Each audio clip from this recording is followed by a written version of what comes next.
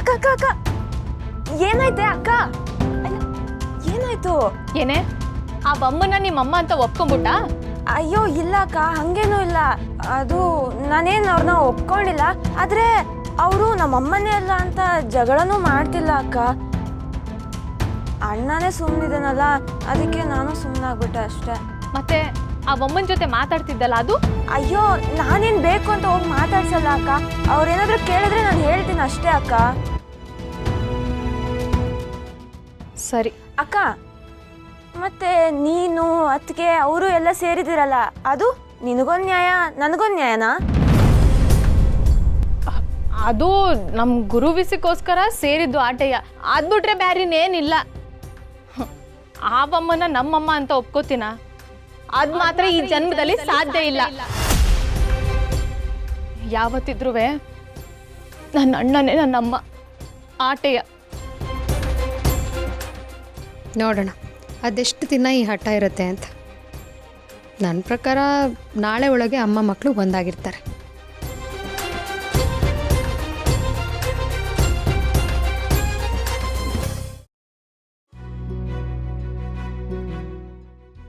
ಅತ್ತೆ,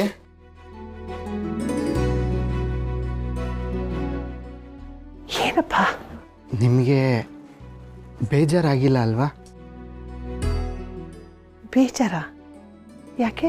ರಾಣಿ ನಿಮ್ಮನ್ನು ಮಾತಾಡ್ಸಿಲ್ವಲ್ಲ, ಅದಕ್ಕೆ ನಿಮಗೆ ಬೇಜಾರಾಗಿದೆಯೇನೋ ಅಂತ ಕೇಳಿದೆ. ಹೋಗ್ಲಿ ಬಿಡಪ್ಪ, ನೀನಾದರೂ ಕೇಳ್ದೆಲ್ಲ. ಅತ್ತೆ, ನಾನು ನಿಮ್ಮ ಹತ್ರ ಏನೋ ಹೇಳಲ್ಲ. ಹೇಳಪ್ಪ. ಇವಾಗ ಯಾರಾದರೂ ದೊಡ್ಡವ್ರನ್ನ ಭೇಟಿಯಾದಾಗ ಅವ್ರಿಗೆ ಏನಾದರೂ ಕೊಡಬೇಕಲ್ವಾ? ನನಗೆ ನಿಮಗೇನಾದರೂ ಕೊಡಬೇಕು ಅಂತ ಅನ್ನಿಸ್ತು. ಮೊದಲೇ ನಾನು ಪೆದ್ದ ಅಲ್ವಾ, ಹೊರಗಡೆ ಹೋಗಿ ಏನಾದರೂ ತೊಗೊಂಬರ್ಬೇಕು ಅಂದರೆ ನನಗೆ ಗೊತ್ತಾಗಲ್ಲ ಅಲ್ವಾ? ಅದಕ್ಕೆ ನಾನು ನಮ್ಮಮ್ಮನ ಸೀರೆ ತಗೊಂಬಂದಿದ್ದೀನಿ.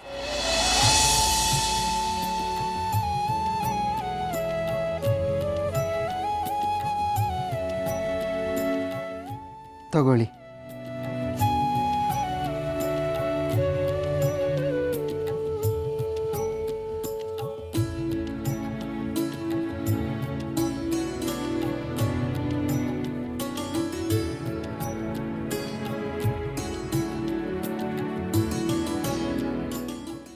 ಇದು ಬೇರೆಯವರು ಹುಟ್ಟಿರೋ ಸೀರೆ ಅಂತ ನೀವು ಬೇಜಾರು ಮಾಡ್ಕೋಬೇಡಿ. ನಮ್ಮಮ್ಮ ಈ ಸೀರೆನ ಇನ್ನೂ ಉಡಲೇ ಇಲ್ಲ, ಅದಕ್ಕೆ ಇದನ್ನು ನಿಮಗೋಸ್ಕರ ತಗೊಬಂದೆ. ನೀವು ಉಟ್ಕೊಳ್ಳಿ, ಆಯಿತಾ? ನಿಮ್ಮನ್ನು ಯಾರು ತಟ್ಟ ಅಂತ ಹೇಳಿದ್ದು? ಆವತ್ತು ನಿಮ್ಮ ಮದುವೆಯಲ್ಲಿ ನನ್ನ ಮಗಳ ಹತ್ರ ಹೋಗಿ ನಿಮ್ಮನ್ನು ಮದುವೆ ಆಗಬೇಡ ಅಂತ ನಾನೇ ಹೇಳಿದ್ದೆ. ಈ ಮಾತನ್ನ ನೀನು ತಪ್ಪು ತಿಳ್ಕೋಬಾರ್ದು. ಈ ಮದುವೆ ಆಗಬೇಡ ಕಣವ. ನಿಮ್ಮ ಹತ್ರನೂ ಬಂದು ಬೇಡ ಅಂತ ಹೇಳಿದ್ದೆ. ನಿನ್ನ ತಮ್ಮಯ್ಯ ಅಂತ ತಿಳ್ಕೊಂಡು ಈ ಮದುವೆ ಆಗಬೇಡ, ದಯವಿಟ್ಟು ಆಗಬೇಡ. ಆವಾಗ ನಾನು ಹೇಳಿದ ತಪ್ಪು ಅಂತ ನನಗೀಗ ಅನಿಸ್ತಾ ಇದೆ. ನನ್ನ ಮಾತನ್ನ ನಾನು ವಾಪಸ್ ತಗೋತೀನಿ. ನೀನೇ ಈ ಮನೆಗೆ ನಿಜವಾದ ಅಳಿಯ. ದಯವಿಟ್ಟು ನನ್ನ ಕ್ಷಮಿಸ್ಬಿಡಿ. ಅಯ್ಯೋ, ನೀವು ದೊಡ್ಡವರು, ನಮ್ಮ ಹತ್ರ ಎಲ್ಲ ನೀವು ಕ್ಷಮೆ ಎಲ್ಲ ಕೇಳಬಾರ್ದು, ಅಳ್ಬಾರ್ದು.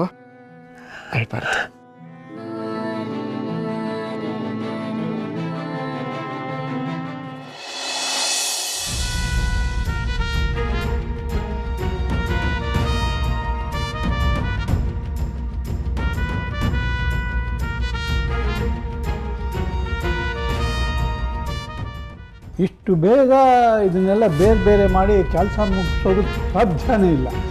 ಇಲ್ಲ ಮಾವಯ್ಯ, ನಾನೊಬ್ಬಳೆ ನನ್ನ ಕೈಯಾರೆ ಬೇರೆ ಮಾಡಿಟ್ಟಿದ್ದೀನಿ. ಅದನ್ನು ದೊಡ್ಡಗಳು ನೋಡ್ಕೊಂಡೇ ಬಂದವ್ರು ಕಣವ. ಆದರೆ ಕೆಲಸ ಹೇಳಿ ಅರ್ಧ ಗಂಟೆನೂ ಆಗಲಿಲ್ಲ, ಆಗಲೇ ಎಲ್ಲ ಆಗೋಯ್ತು ಅಂದರೆ ಹೆಂಗವ ನಂಬೋದು? ಛತ್ರಿಯಣ್ಣ ಸುಳ್ಳು ಹೇಳ್ತಿಲ್ಲ, ಸತ್ಯನೇ ಹೇಳ್ತಿರೋದು. ನಾವೇ ಸಹಾಯಕ್ಕೆ ಬರ್ತೀವಿ ಅಂದರು ಅವಳು ನಮ್ಮನ್ನು ಸೇರಿಸಿಲ್ಲ. ಅವಳು ಮೋಸ ಮಾಡಿಲ್ಲ ರೀ. ಅವಳು ಕೊಟ್ಟಿರೋ ಕೆಲಸನ ನ್ಯಾಯವಾಗಿ ಬುದ್ಧಿ ಉಪಯೋಗಿಸಿ ಎಲ್ಲ ಮುಗಿಸಿದಾಳೆ. ನೀವು ಯಾಕ್ರಿ ಈ ಥರ ಎಲ್ಲ ಮಾತಾಡ್ತಿದ್ದೀರಾ? ಕೇಡ್ಗಾಲಕ್ಕೆ ಬುದ್ಧಿ ಇಲ್ಲ. ಮರಣಕ್ಕೆ ಮದ್ದಿಲ್ಲ. ಒಬ್ಬಳೇ ಹೇಗೆ ಇಷ್ಟೆಲ್ಲ ಮೆಣಸಿನ್ಕಾಯಿ ಕಾಳು ಬೇರೆ ಬೇರೆ ಮಾಡೋದಕ್ಕೆ ಸಾಧ್ಯ?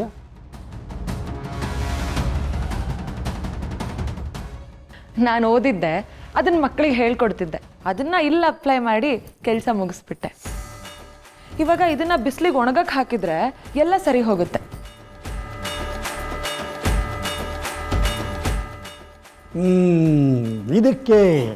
ಇದೇ ಕಾರಣಕ್ಕೆ ಹೆಣ್ಮಕ್ಳು ಹೆಚ್ಚು ಓದಬಾರ್ದು, ಹೆಚ್ಚು ತಿಳ್ಕೋಬಾರ್ದು ಅಂತ ನಾನು ಆಸೆ ಪಡೋದು.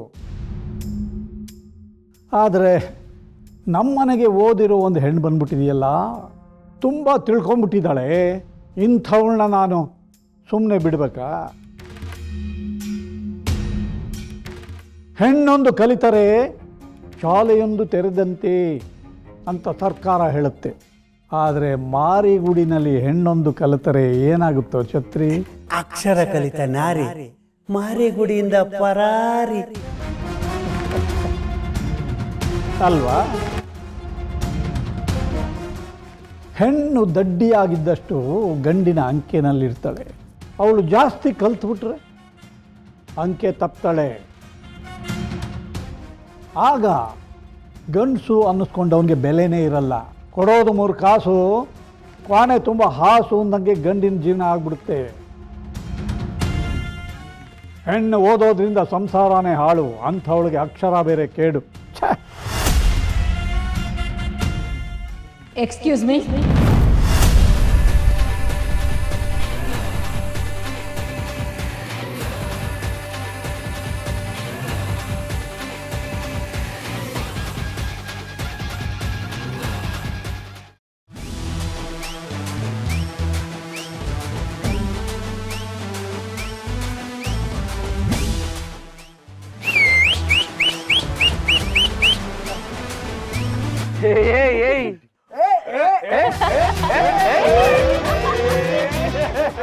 ಅಲ್ಲ ಏನಿಲ್ಲ ಹಿಂಗ್ ಸೇರ್ಕೊಂಡ್ಬಿಟ್ಟಿದ್ದೀರಾ? ಏನ್ರಲ್ಲ ಬೀದಿಲ್ ಕುಣಿತಾ ಇದ್ದೀರಾ? ಏನ್ರಲ್ಲ ಇಸ್ಯ? ಅಣ್ಣ ಹೇಳ್ತೀವಿ. ನಾವು ಓದೋದು ಅಂದ್ರೆ ಎಪ್ಪಲೆ ಅಂತ ಹೆದರ್ಕೊಂಡು ಓಡೋಗ್ತಾ ಇದ್ವಿ. ಅದಕ್ಕೆ ಅಂಗಡಿನ ಕೆಲಸ ಮಾಡ್ತಾ ಇರೋದು ಇನ್ನ ಮಕ್ಕಳು. ಅದು ನಿಜಾನೇ. ಆದ್ರೆ ಅಂಗಡಿ ನಡೆಸೋಂತ ಶಿವಣ್ಣ ಅವ್ರ ತಂಗಿನ ಎಷ್ಟು ಚೆನ್ನಾಗಿ ಓದ್ಸೋನೆ. ನಮ್ ಶಿವಣ್ಣನ ತಂಗಿ ಇರ್ಲ, ಬರೀ ಶಿವಣ್ಣನ ತಂಗಿ ಅಲ್ಲ, ನಮ್ಮೆಲ್ಲರ ತಂಗಿ. ನಮ್ಮ ಮಾರಿಗುಡಿ ತಂಗಿ ರಮ್ಯ ಮತ್ತು ಮಾದಪ್ಪನ ಮಗಳು ಬಾನು ಎಕ್ಸಾಮ್ ಅಲ್ಲಿ ಮಾತ್ನ ಒಳ್ಳೆ ಹಾಲು ಉಗ್ಸವ್ರಕಲ್ಲ. ಅದಕ್ಕೆ ಆ ಸ್ವೀಟ್ ಎಲ್ಲ ಹಂಚ್ತಾ ಇರೋದು.